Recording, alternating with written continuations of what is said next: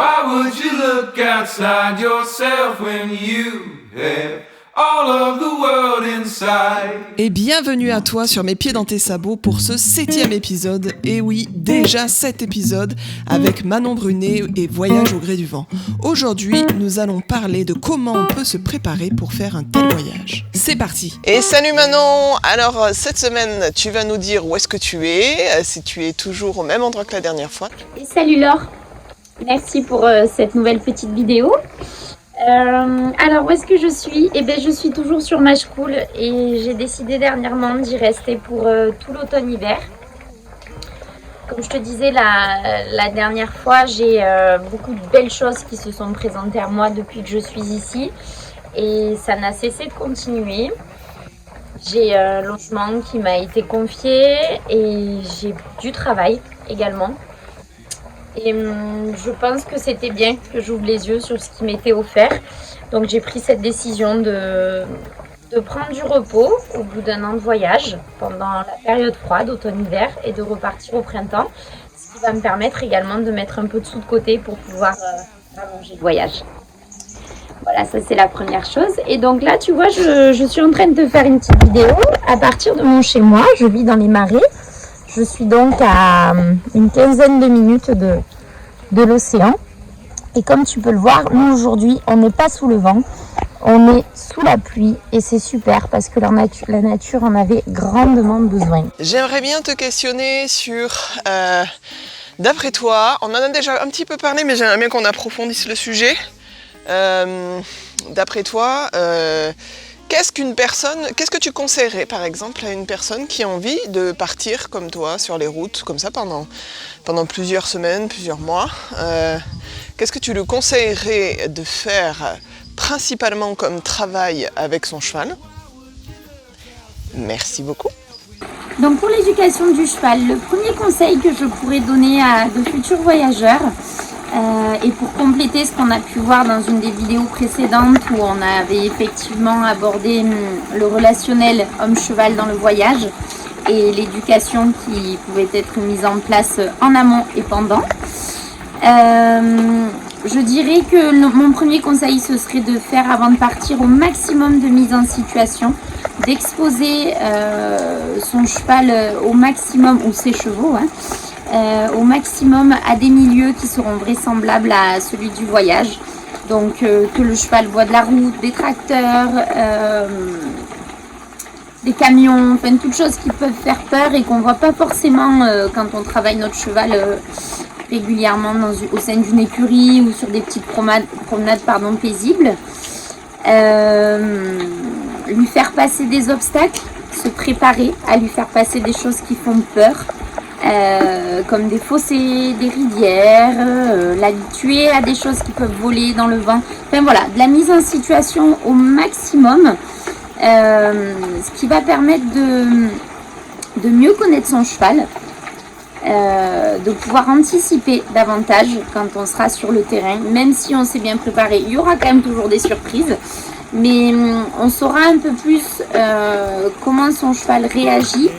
En cas de peur, on pourra anticiper en le connaissant davantage sur ce qui peut le faire peur potentiellement. Et on aura, avec ce travail en amont aussi, un meilleur contrôle des pieds en cas de souci, contrôle des pieds de son cheval.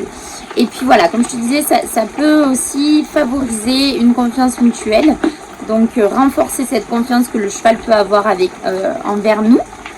Et également nous, ça nous met ça développe notre confiance envers le cheval puisqu'on le connaît davantage avec un travail tel quel. Si on a un cheval de bas, ne pas oublier à bien le préparer, à accepter le bruit qu'il peut y avoir dans les caisses, le volume également qu'il aura en plus sur lui, ça c'est super important. Le cheval de selle aussi, il faut le préparer également à accepter d'avoir une bâche sur le dos. Une bâche qui est normalement bien fixée mais qui peut être amenée à bouger quand il y a du vent. Et ça fait peur, donc il faut le travailler en amont. Mais voilà, on est toujours sur de la mise en situation. Et puis si on a un cheval de bas, bien sûr, travailler en dextre Voilà, vérifier que le dextre déjà fonctionne bien, que les deux chevaux sont OK pour partir voyager ensemble et vivre H24 ensemble. Et puis travailler en dextre à pied comme à cheval avec des chevaux qui savent marcher côte à côte et l'un derrière l'autre. Et puis quelque chose de très important également et non négligeable, vérifier que chacun des chevaux ou le cheval respecte bien la clôture.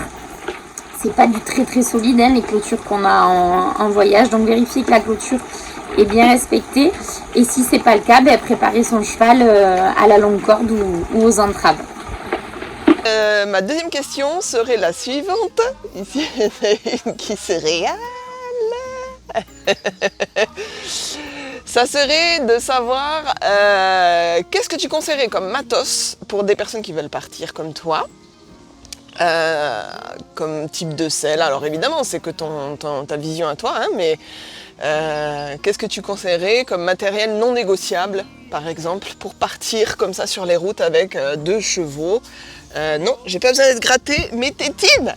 Merci Manon. Alors pour le matériel, j'ai envie de dire, j'ai pas vraiment de règles à transmettre là-dessus et je n'aurais pas la prétention de conseiller, étant donné que oui, ça fait 1 an que je voyage, mais je ne me considère pas comme grande voyageuse avec beaucoup d'expérience. Moi, j'ai l'expérience avec mon propre matériel. Tout ce que je peux témoigner et à la limite recommander, c'est d'avoir un matériel le plus adapté possible au dos de chaque cheval. Pour ma part, avant de partir, j'avais fait vérifier ma selle et mon bas à une saddle fitteuse qui avait vérifié que tout ça allait bien sur mes chevaux. Je m'étais également entraînée régulièrement avec ce matériel-là pour essayer de voir les potentielles défaillances et ce que je pouvais optimiser. Mais cela n'a pas empêché qu'au bout d'un peu plus d'1 mois, mon cheval de bas Félise a blessé.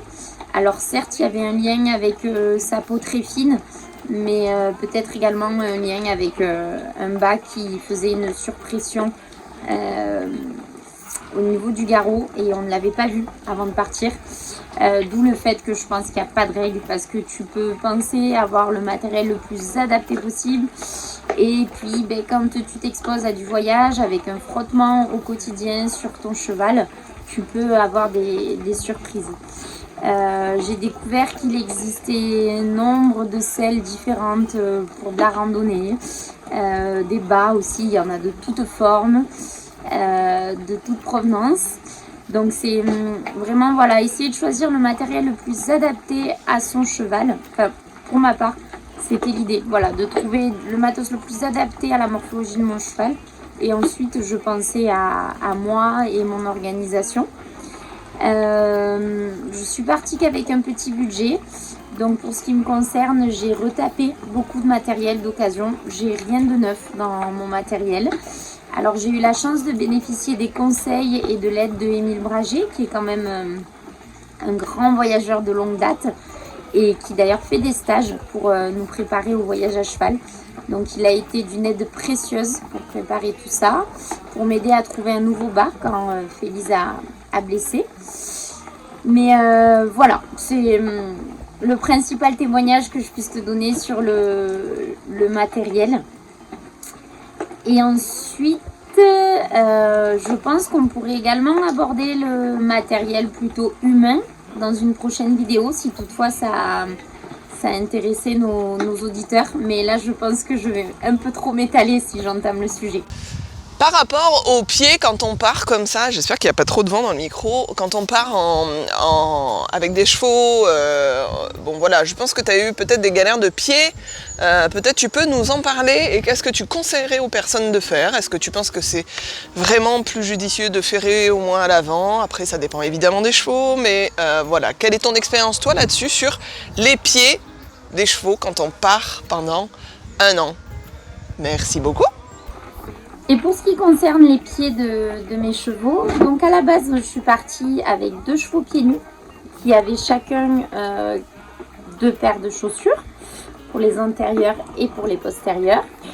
Mais il y a eu du changement, comme le matériel, au fur et à mesure du voyage. Il y a eu du changement notamment pour Anna. Alors, on va commencer par Félise, lui qui est resté pieds nus. Il faut savoir que Félise, il a 9 ans. Donc ça fait, je dirais, 4 bonnes années que je préparais son pied. Il a quasiment toujours été pieds nus et je le préparais avec de la rando, des trottings, etc. sur tout type de sol. Donc il avait un très bon pied. Et puis je pense également que le côté pur sang arabe avec de très bonnes origines, il joue aussi. Donc lui, ça lui a très bien convenu d'alterner pieds nus, chaussures, quel que soit le sol. Parce qu'on a fait autant de montagnes que de sols très calcaires, que de sols très mous, etc. En revanche, Anna, dès le premier mois, a commencé à blesser avec les chaussures au niveau des glomes. Anna, il s'est trouvé que elle, pour le coup, n'avait pas été assez préparée en amont. Donc un pied qui... Elle avait toujours été pieds nus, mais peu de travail, donc beaucoup soit en carrière et soit tout simplement dans son parc. Donc je pense qu'elle avait quand même une corne moins préparée que celle de Félise, un pied moins préparé. Et puis il s'est trouvé voilà, qu'elle a commencé à blesser au niveau des glomes. Donc après le premier mois, j'ai été contrainte de devoir la ferrer. Alors pourquoi elle blessait au niveau des glomes? Je pense tout simplement parce que comme son pied n'était pas prêt à faire autant de marches régulièrement à l'extérieur, j'étais obligée de lui mettre les chaussures beaucoup plus régulièrement que Félise. Et je me questionne encore sur la capacité du pied du cheval à supporter des frottements de chaussures quotidiennement sur du long terme comme ça. Voilà. Donc au bout d'un mois, j'avais pris la décision de ferrer la pépette parce que je ne pouvais plus lui mettre de chaussures, ce qui me permettait de continuer le voyage. Et dans l'idée, je m'étais dit, je verrai si je la repasse sur chaussures. Mais c'est vrai que j'aime beaucoup l'idée que mes chevaux soient pieds nus. Je suis profondément convaincue que ça contribue à leur santé et leur bien-être. Donc voilà, il me tenait à cœur de la remettre pieds nus, donc je l'ai ferrée. Il s'est trouvé que la cicatrisation des glomes, a mis quand même beaucoup de temps, un gros mois. Mais j'ai commencé à me questionner sur quelles chaussures prendre, comment faire, parce que ça ne résout pas le problème de base qui est qu'il faut mettre les chaussures quotidiennement à Anna. N'ayant pas de solution, je suis restée encore, je dirais à peu près 6 mois de plus à ferrer ma jument. Il y avait aussi un intérêt pour son bien-être total, j'ai envie de dire. Quand je laissais Anna pieds nus trop régulièrement, elle avait tendance aussi à se créer des contractures de partout et c'était pas bon du tout quoi. Elle était toute raide du train arrière, mal au dos, enfin c'était pas bon tout ça. Et donc au bout de 6-7 mois, j'ai rencontré un podologue qui m'a conseillé d'essayer de nouvelles chaussures qui elles ne pouvaient pas blesser au niveau des glomes. Donc je lui ai dit allez c'est parti, on a testé ces chaussures là et Anna a blessé à un autre endroit.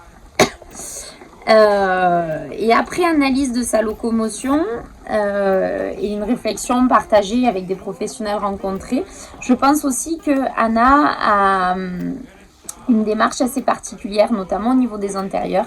Elle attaque beaucoup en pince et je pense qu'elle crée des surpressions à différents endroits où la chaussure touche. Et donc elle va se blesser. Donc voilà, on a fait ce second test, ça l'a pas fait. Je suis repassée sur fer. J'avais pensé à des fers collés, mais ça nécessite beaucoup de matériel, un certain savoir-faire et puis beaucoup d'argent. J'avais pensé également à la passer sur des fers en plastique, mais la difficulté c'est que moi je n'étais pas préparée à ferrer et que si Anna avait à perdre un fer, je ne saurais pas lui en mettre un nouveau. Et ce n'est pas tous les maréchaux qui utilisent des fers en plastique. Donc ça m'entravait un peu. Et puis pareil, financièrement, c'était compliqué pour moi. Donc voilà, j'ai fait le choix de laisser Anna ferrer. Et c'est vrai que je la trouve bien plus à l'aise. Tout va très bien depuis. Alors c'est certain qu'elle a des vibrations qui sont certainement pas cool. Notamment si on a du goudron, je fais au mieux pour qu'elle marche au max sur l'herbe, sur le bord des routes. Et c'est certain que c'est un peu contraignant pour le pied qui est coincé dans ce fer. Mais j'ai cherché à évaluer la balance bénéfice-risque entre les deux conditions, avec ou sans fer. Et je pense qu'on avait plus de bénéfices à laisser Anna ferrer. Et là, tu vois, par exemple, cet hiver, on a des sols très mous ici. Je vais la laisser déferrer pendant plusieurs mois. Ce qui va lui permettre de respirer à nouveau. Et à la fin du voyage, elle repassera également déferrée. C'est un grand débat, les pieds des chevaux dans le voyage. Et je pense que c'est comme le matériel. Il faut savoir sortir de ses propres dogmes et être beaucoup dans l'observation et l'adaptation en fonction de chaque cheval. Merci Manon pour tes réponses bien pratiques. C'est sûr que quand on n'est jamais parti comme ça aussi longtemps sur les routes avec ses chevaux, parfois on peut se poser toutes ces questions. Ça peut être bien pratique pour les personnes qui souhaitent se jeter à l'eau et partir aussi avec leurs chevaux. Et en plus, ça rime. On se retrouve d'ici 15 jours normalement. On verra bien si on a encore des choses à vous transmettre. Si ce n'est pas le cas, on se laissera un petit peu plus le temps pour mûrir des sujets intéressants à vous partager. On a beaucoup balayé de thèmes ces temps-ci, donc on s'autorise de vous envoyer les prochaines vidéos lorsqu'on aura choisi avec Manon des thèmes intéressants à aborder. À tout bientôt et merci beaucoup pour votre soutien, vos partages de ces vidéos. On vous dit à très bientôt pour un nouvel épisode. Bye bye.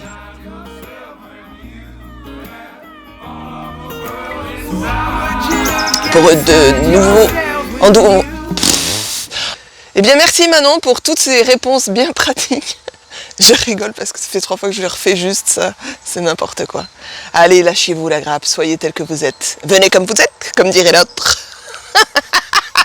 Merci Manon pour toutes ces réponses, on se retrouve donc dans 15 jours ou peut-être plus loin, on ne sait pas, parce que la vie est faite d'imprévus et que parfois, eh bien, nous ne savons pas si vraiment on pourra se retrouver dans 15 jours. Bienvenue dans mon monde et dans ma tête. À bientôt. C'est n'importe quoi. Devrait investir vraiment, on va dire, sans... du matériel sur lequel... avec lequel... Bon,